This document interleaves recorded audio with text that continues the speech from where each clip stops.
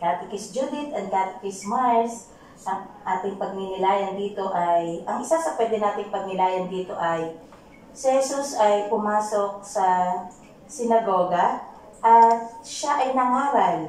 Siya ay nagturo na may ramdam ng mga tao na may kakaibang kapangyarihan si Jesus. At makikita natin Catechist Agnes at Catechist Mars, sasabi nga, yun mismong masamang espiritu, kinikilala si Jesus na anak ng Diyos. Pero kahit yung masamang espiritu, kilala na si Jesus ay may kapangyarihan. Kaya sabi, nandun yung kanyang takot.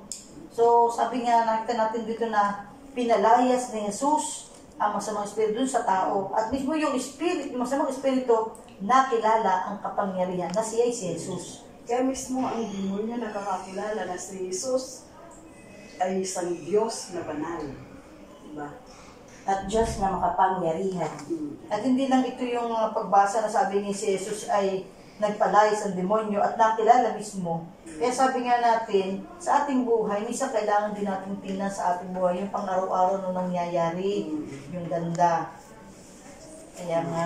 Kaya sa banal na Eucharistia, sa banal na misa, laging merong healing, Catechist Judith and Catechist Mars. Laging merong pagpapagaling, laging merong himala na ibinibigay sa atin ng Panginoong Diyos. Yes.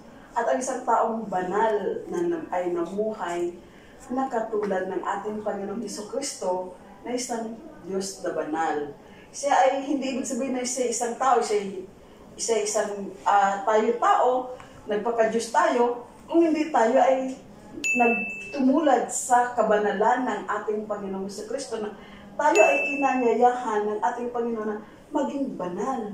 Kasi ito lang naman ang pagbabasehan sa buhay ng tao na tayo ay banal. Kasi yun nga, diba, sinabi sa atin sa katesismo na bakit tayo naging tao? To know God, To love God, to serve God, and to be with God. yes. So ito yung pagsisikapan natin, yung last na, yung katapusan na reason bakit tayo naging tao na sa darating na panahon, sa katapusang panahon, tayo ay makapiling ng Diyos. Kasi anong saysay ng pagkatao natin na tayo, sinilang tayo, tapos pag namatay tayo sa impyerno naman pala tayo pupunta.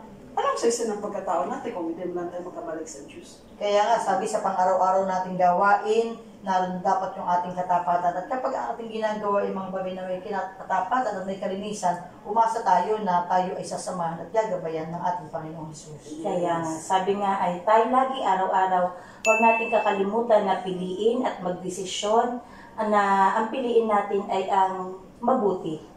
At tumilala tayo lagi sa kapangyarihan ng Diyos, hindi sa kapangyarihan ng sino man. At tama yung sinasabi mong banal na Eucharistia, yung pagsimba natin tuwing linggo, kasi yan ay nakakatulong mag-nourish ng ating buhay kabanalan. Amen.